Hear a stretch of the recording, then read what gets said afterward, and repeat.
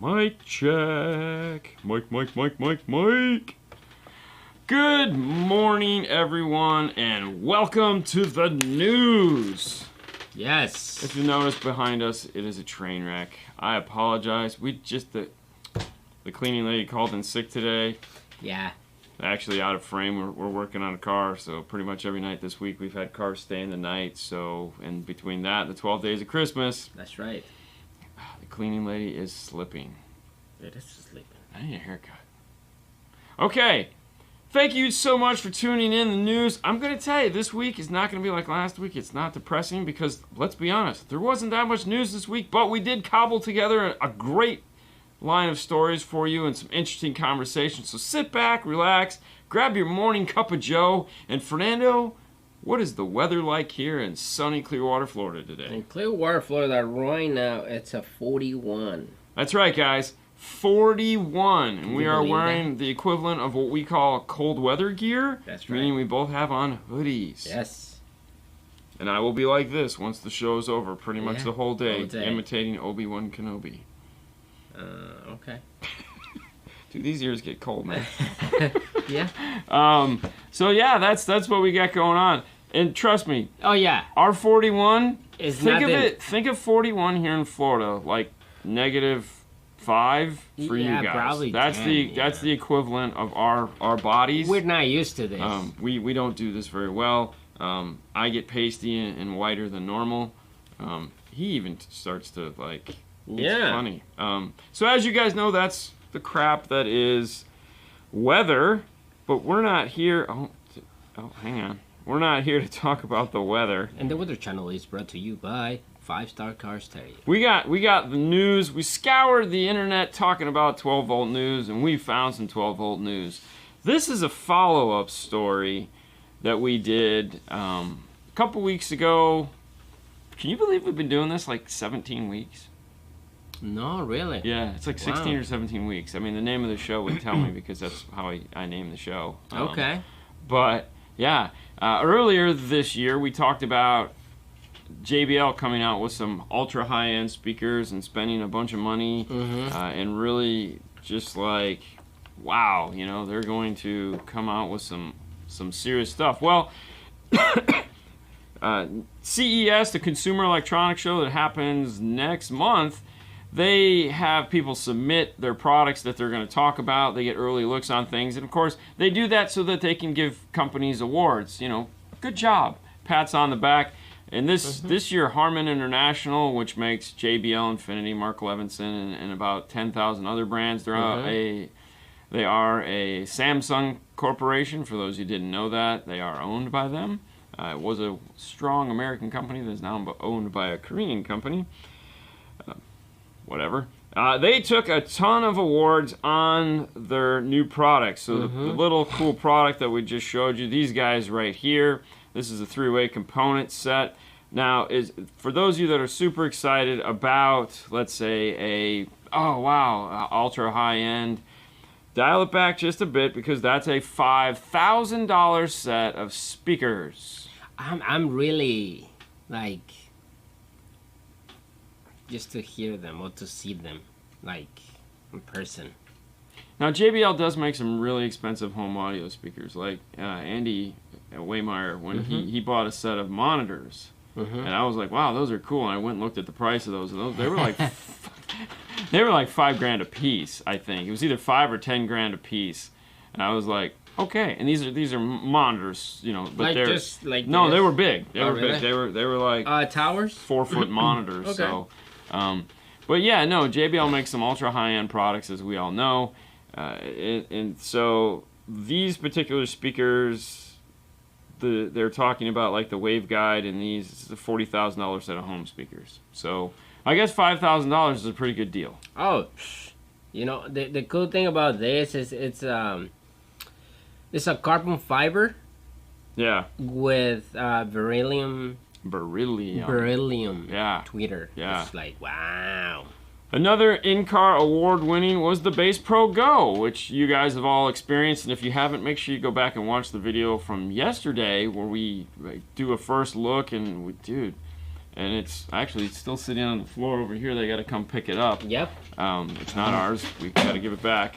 But yes, it's definitely worthy. And the nice thing was about that, there it is, right there. That's the guy. Yeah, got to go back to Bill. We are going to be buying one, of course, because I want to put it in Haley's car and really give it a longer test and just see how it works. Yeah, but and the nice thing about that is the question we asked at the end of the video is, who's this for? And it has gotten tons of answers of people that are like, this is for me.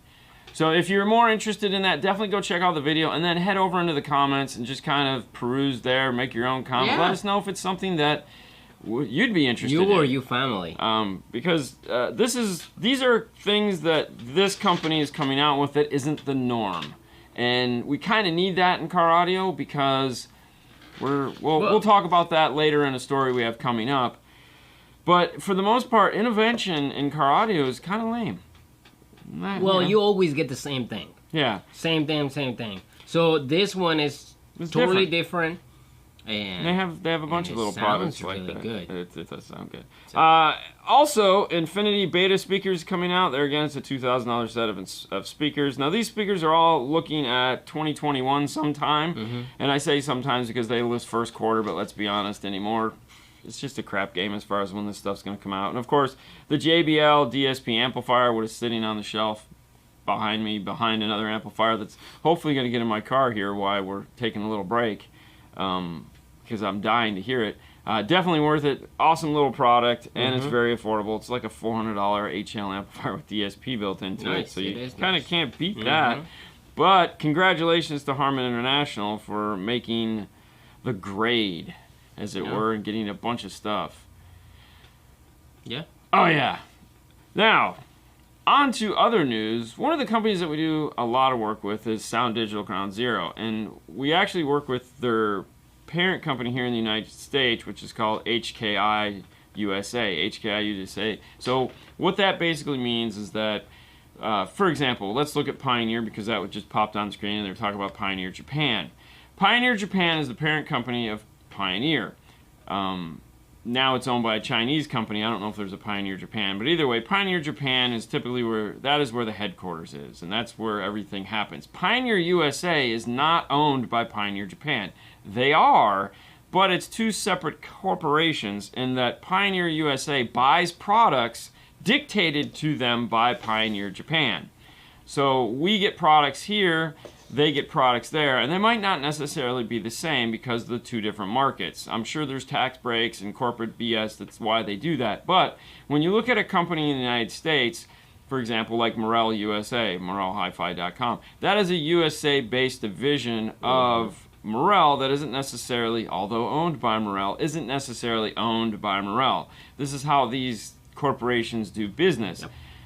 So when a corporation wants to move into a country like the U.S., they have another company that is responsible for doing that, however that may be. In this case, HKI is the parent company in here. Electromedia does that. That's the company that So Electromedia USA is the company that brings them into the U.S., not to be confused with Electromedia in Europe. They have the same names. They're not the same company, even though they are the same company. So a lot of people has. It gets confusing. Confusing with the names and everything. Confusing. But the N is the USA. Yeah. Just like, but. So HKI USA, and it's funny too because the people that they work for the Sound Digital. So anyways, the company that HKI, they have a YouTube channel called HKI USA, which is right here. It's a small YouTube channel, and the only reason why I bring this up is not to get you to follow the YouTube channel, but they're finally doing something that we've been trying to get companies to do for years. Anytime we're in a meeting with them, we always talk about things like this. It was something we thought would be fun to do in the beginning, but then we realized it's just not a practical thing for us. But it's this video right here, and we will be working with them to try to help them with that. Let me mute the audio here for a second. And what this is this is an ad. This is an ad for a dealer that sells their products. HKI pays for the ad, they produce the ad, and they're going to host the ad. But of course, you as the dealer can have access to the ad, use it as a promotional tool for themselves. The reason why this is important is one of the questions that we often get from you guys is, hey man, I don't know anybody in my area that sells this product, sells that product, does good work. So they're taking the lead and saying, we have to help these companies that aren't knowledgeable enough or not willing or just don't know or don't have time or whatever the reason might be to do a video or a commercial or an ad to help promote their business and those products. I think it's like you help me and I help you. Yeah, right? It's a because total like circle of life. if I help you and I pay for the ad, I pay for all the equipment and everything so they can make the video. Of course, you're gonna get the sales, and I'm gonna get the profit and all that. Well, stuff. yeah, well, I mean, it's a circle of life. It's the sales circle of life. The circle of life. And kudos to them that they're actually doing it. Yeah, so they're. The reason why this made it in the news is because it's finally somebody doing something that we've been trying to get manufacturers to do for years. They're taking the lead. They're doing it. This is the first one to be released. They've told me they have like 4 or 5 in the can. Nice. And they're 3 minutes and 50 seconds long, and they're really good. They hire professionals to do it, not some jamokes like us. So, no, they did. They're extremely well done. It's an ad, which is what you want. You need an ad. So we don't do ads. Anyways, that I thought was a total cool thing, and that takes us to a strange place. And the reason why I wanted to talk about this, because this was actually this was a story that our friend Victor brought to me, and I didn't want to talk about it because I didn't want to talk about it because new low-cost wireless CarPlay Android Auto from Boss. And then I thought about it for a couple minutes, and I was like, you know what? There's a part of this article that actually makes sense, and I kind of wanted to take it from that perspective. The point of this is that now you can get into CarPlay, or you will be able to get into wireless CarPlay Android Auto for $400. So CarPlay, when it came out on the scene 3 or 4 years ago, was in the $1,000 radios, and we knew that wasn't going to last for more than a minute. And immediately, companies started finding ways to get it down into the $600 range, the $500 range. Now you can get into a wired one for $300. So the step into wireless for $400, why not? I mean, it's the Wi-Fi. You have to put a Wi-Fi chip into your radio in order for that to happen. How expensive can that be? I don't know, but apparently not too expensive. And so here we go. We have wireless CarPlay built in at the $400 price point. Now, the reason why I thought this was a story or something that we really needed to spend a minute on was that, and they have 2 new units available for that, which I had no idea what the differences were.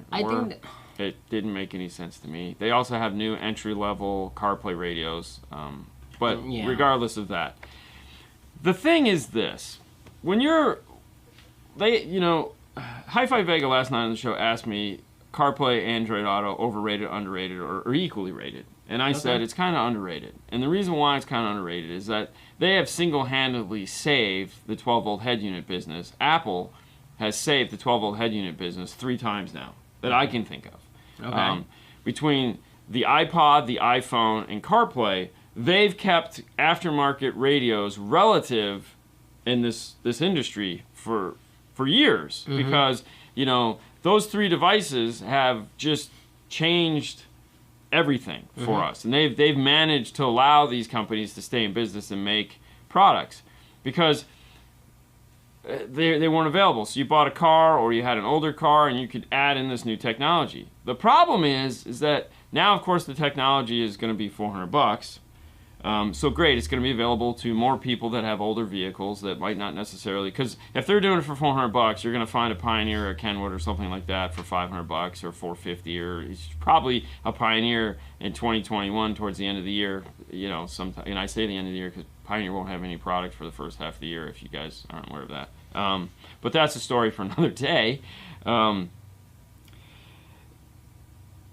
I feel that these head unit manufacturers have not put their best foot forward because they've been relying on companies like Apple, companies like Samsung with Android, Google, all these guys. I like Google.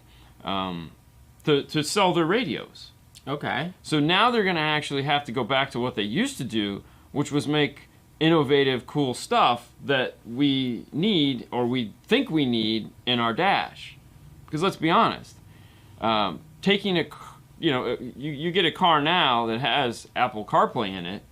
In 3 years, when you decide, or the next person buys it and you decide to upgrade, it's got Apple CarPlay, Android Auto in it. The only difference between the radio and an aftermarket radio is can I plug it in and have it work, or it just works over the air. I don't feel that's going to be enough of a reason to swap out my radio, other than sound. We know that the integration happens. Well, I mean, right now, I feel the radio business, it's going down. Like, yeah, well, yes, it's a shrinking market, right? So, and then that's probably the reasons why this manufacturer come out with the biggest radios, so more. It's like, the new thing. Yes, exactly. So right now they're putting their like, hey, I have an idea. Instead of a 7-inch screen, let's put an 8-inch or a 10-inch screen on it. It's the same radio, but it's got a big screen. Right. And you're like. And then the curtain drops, and over in the corner is the guy, Mr. Oz, going, "Don't pay attention to the man behind the mask. The only difference is inches." Right. Which, she might like that. Yes and no. Because, like, this man, for example, I'm going to say right there, Kenwood put so much effort into those radios, and they're amazing. They are. Like, they're amazing. What they do, the totally redesigned units, everything. Well, to be fair to Kenwood, okay, they looked at that and they're like, okay, their product cycle had to be sped up, and they were like, all right, what are we gonna do? We already have this glass panel that is on the 7-inch that's better than everyone else's, okay, but we know everyone else is gonna catch up because we can't stay on top forever. So they came out with a 10-inch screen. They put a ton of money into that 10-inch screen. Is the glass enough to get people to buy it? It hasn't been, but some people, yes. But okay, so now you have a big piece of glass. It's super shiny, all right? But I got a piece of glass in my car. Do I need the better piece of glass? Well, if you come in and say, glare is my #1 concern, well then, yeah, Kenwood did the right thing. Like you said, they totally revamped the operating system. So you're not gonna compare like a $400 radio, wireless CarPlay, and all that stuff with a $1,000 radio. No, it's a wireless car.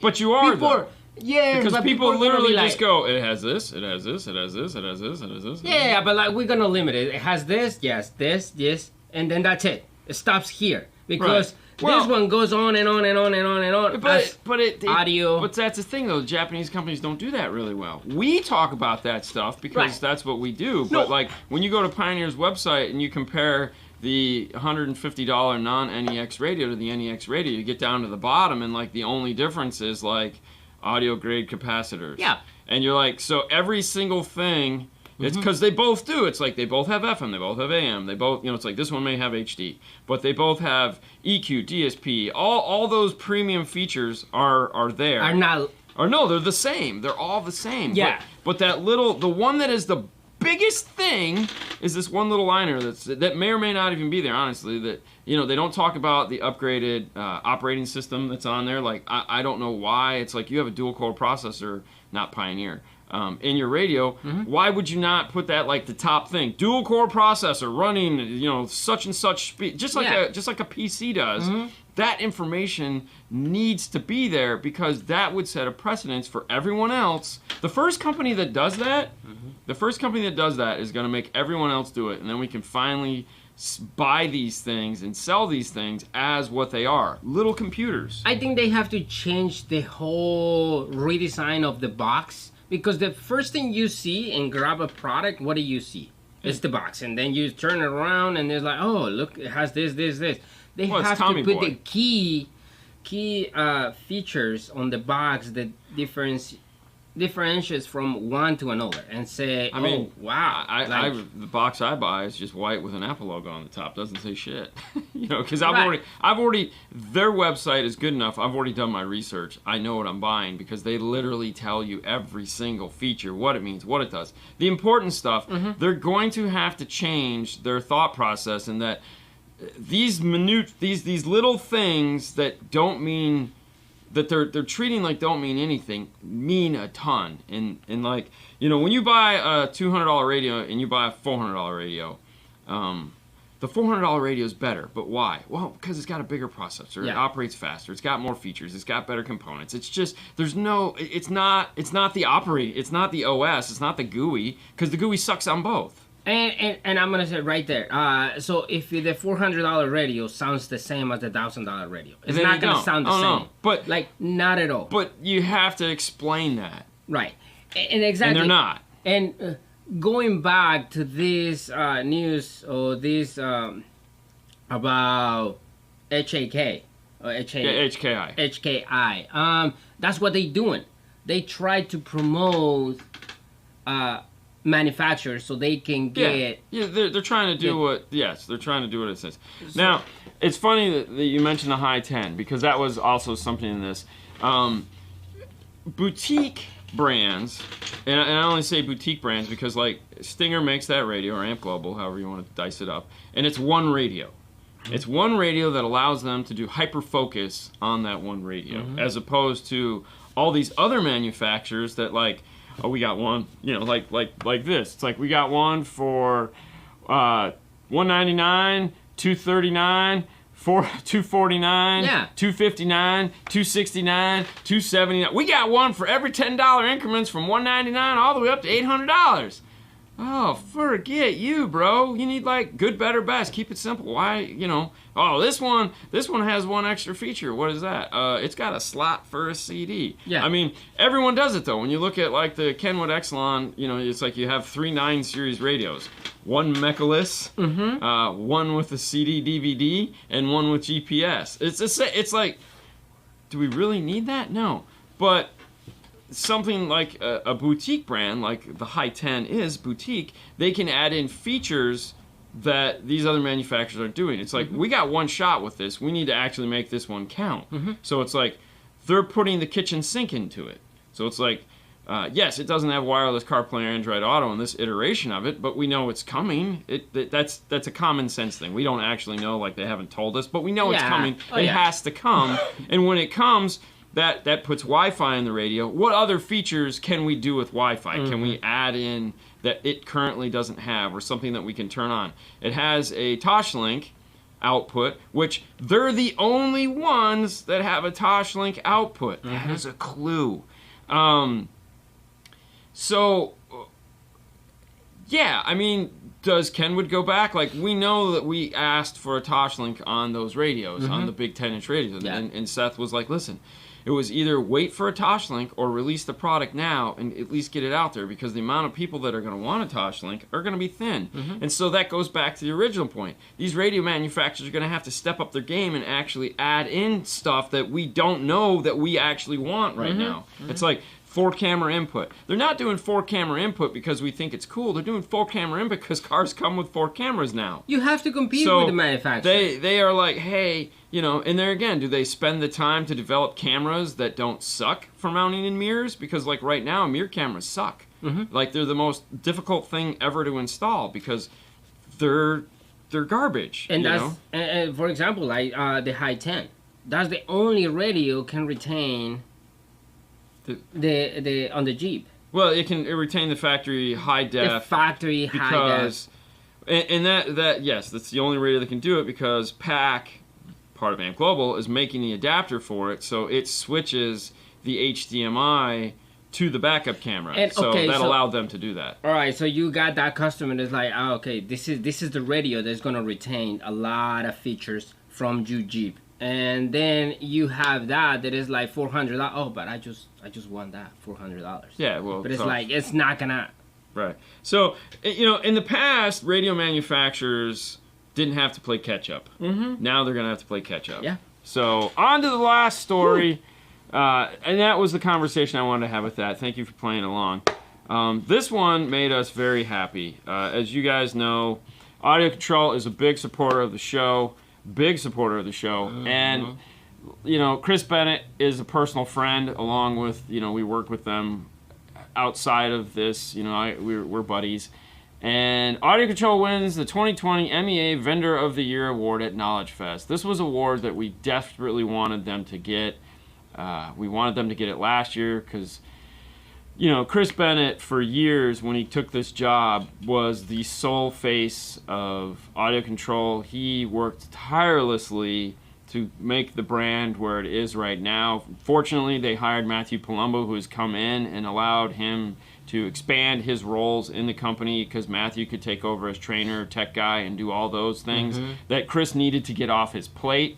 And Matthew's doing a wonderful job of them. But I mean, you know, when I was talking with Chris last year at breakfast time with Haley, we were just talking about the amount of money it costs for him to be in his job, and the travel expenses that he put in, which he didn't have to this year. It was a whole nother employee. Like the amount of money that they spent, that he traveled. I mean, he was literally away from home 4 days a week, almost every week, promoting the brand, really pounding the pavement to get the name Audio Control out there. And rightly so, it's a great product. So to have them get this award was super, super awesome. And like, I was texting them through the show because we were going through the awards, and there was a couple other awards that I kind of thought that would have been theirs that wasn't. And then the big award, which is that one, came up, and it was like, oh, push aside all that little petty stuff. Give me the big one. Yeah, I just want to say, you know, the 5-channel amplifier, so go check the video right now. Oh, yeah, if you guys haven't seen that, that's, dude, you know what? That just stole the spot. Good. Your little PDX V9 over there, that just got retired. Yeah. That's no longer the go-to, like, hey, it's done. Because this thing sounds... Yeah, okay, topic for another discussion. Let's go back to the stills. And then also that night, we learned who was the industry... We got the industry awards. So the MEA announces 2020 industry awards winners. This picture you're looking at right here is from Justin Cush of MTI, or Mobile Toys, Inc., Mobile Toys, as you guys know, they make those awesome truck boxes that we featured in the other show several times this summer. They make gorgeous, gorgeous boxes, along with do amazing, amazing work there out of College Station, Texas.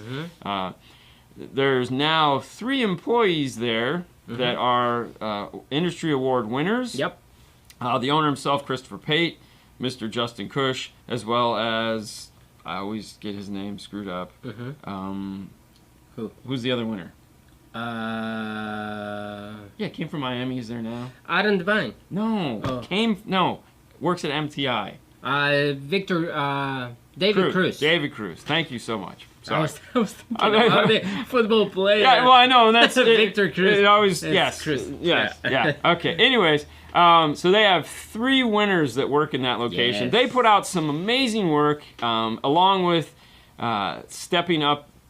The MTI line where you can buy their preloaded enclosures is insane, and they just got even more crazy. Not to take a side note here, but they just bought a giant CNC sewing machine because to do some of the stitching work that they have on the boxes, because the boxes they're phenomenal anyways, but I cannot wait to see what they're going to come out with now. I was thinking like they're going to do interior and all that kind of stuff. Well, yeah, because I mean they do full restoration. That's what I'm saying. So that was my idea for that, but yeah, that makes sense. Yeah, so I mean they're definitely going crazy there, but here's a full list for the most part, other than, let me go back to this for one second. I, of course, took runner-up to the coveted industry award was Dean Bad 5-Star Car Stereo, which honestly took us all by surprise, and I was like very honored. Anyone that wins an award, which we'll go back to that, from anything is, you know, all you do is enter. You fill out, you know, this is not an easy award to win by any stretch of the imagination. No. You have to make it through 3 tiers of election to get to a winning spot. And all along the way, you continuously have to do things. So to get into the top 50, you have to make a video. You guys that follow us, you know this because we post the videos. So you have to make a video to get into the top 50. Once you get into the top 50, you then have to get voted in by both industry people and consumers. Industry people count more than consumers. Consumers are like a third, so like you have to get but they don't really come out and tell you. But the rumor is it's like for every 3 consumers, that counts as 1 vote industry. So you have to have your industry peers elect you to this. So, you know, this year I got 2nd place. voting wise. Runner-up, man. But that was well. It's like well, what I was saying is to get in. Then you have to get voted into the top 12. Mm-hmm. So the vote. I mean, it's like you get all the votes you can, and then they get washed. So it doesn't matter. Like it's like you get in. So once you get into the top 50, then you have to make it into the top 12. Once you get into the top 12, then the shoes come off, and you really have to run barefoot through the woods.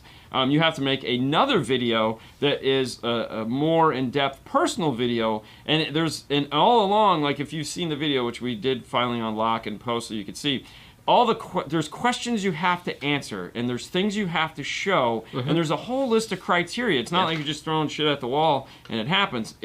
You have to make video, and it has to have all these key points in it, and then it's judged by an independent judging panel. And then that panel reports its findings over to the MEA, and then you win. So, if you get to that point, that's pretty freaking amazing because all along the way, you have to jump through these hoops continuously. So, to make it to the first spot, the second spot, the third spot, or anywhere on this list, I want to give everyone on that a big round of applause because it is hard, man. It is super hard. And it's funny because, it's this, it's that. It's like, dude, to be elected to one of these positions is next to impossible. And once you get there, it's just like, hot damn, you made it. Yeah. So to give you a real quick overview of the winners, and if you guys, I know we're running a little bit long, but we'll do this. Vendor of the Year was Audio Control. The Expediter of the Year was American Radio. Distributor of the Year was Dow. They do Sony. Trusted Tech went to our friend Christopher McNulty over at Kingpin. Rep of the Year went to Marketing Pros. Sales Rep of the Year went to Mike Rondell from Sony. Most Improved was Cartel Audio of Waterbury, Connecticut. All right. So Best Online Retailer, MVS Audio, Mr. Carlos Ramirez. Rookie of the Year went to Oscar Rodriguez at Jay's Tent Car Audio. Big way to go, Oscar.